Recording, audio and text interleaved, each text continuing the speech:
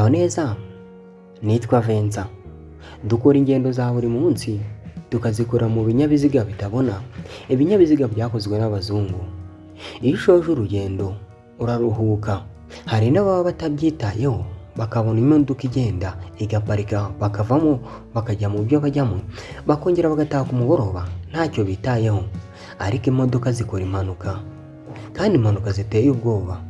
Gusa wowe ujya ubona uramutse ugiye ukagera iyo ugera amahoro, ukongera ugataha amahoro, ndetse nta n'impanuka ubonye mu muhanda, jya ushima Imana, kuko Imana iba yakurinze, nta kibi itagukoreye. No kutabona ibibi mu maso yawe nk'izo mpanuka, nabyo ni ikindi kintu kiba gikomeye Imana iba yagukoreye. Mu karere ka Kamonyi, urenze ku cyapa cy'aho imodoka ziparika, aho ni muri Musambira, munsi ya paruwase ya Musambira, habereye impanuka ikomeye cyane, impanuka iteye ubwoba, aho imodoka yagonganye n'indi. Ngira ngo nawe uri kubibona aho muri iyo taburo, ni ibintu biteye ubwoba cyane. Abantu bifashe mu maso, baravuga bati Mana tabara ubwoko bwawe.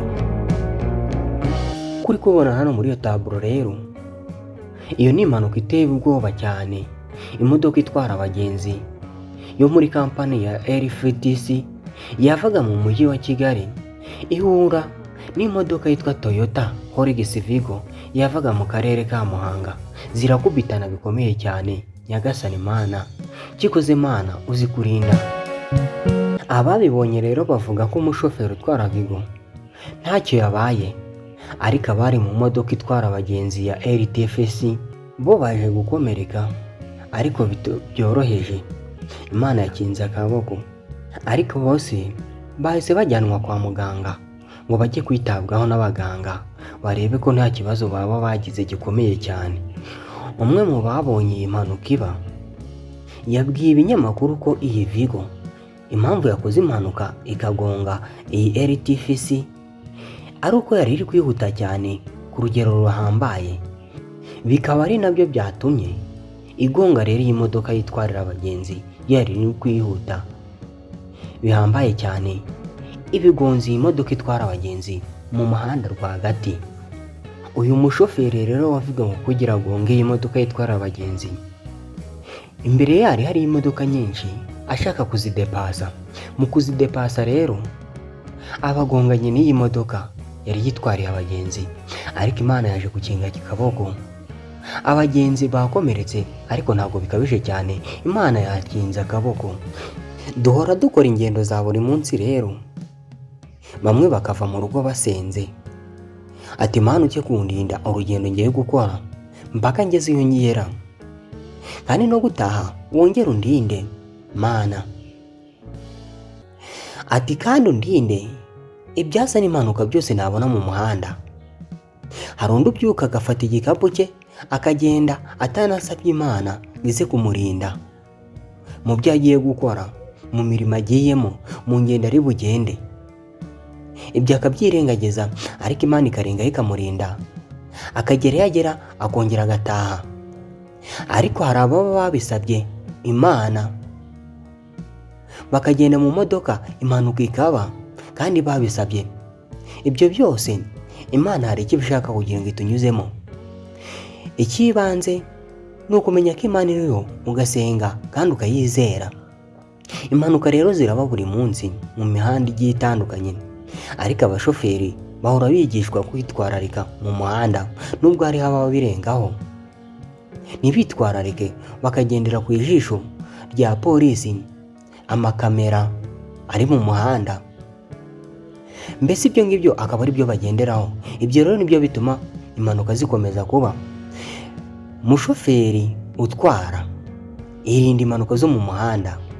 Nawe mugenzi batwaye, nubona shoferi ari kugendera ku mategeko atariyo, cyangwa se ari gutwara nabi ikinyabiziga kandi uri kubona ukirimo, hariya imbere hari nimero ya polisi, ndetse n'inyuma mu kirahure hari nimero ya polisi.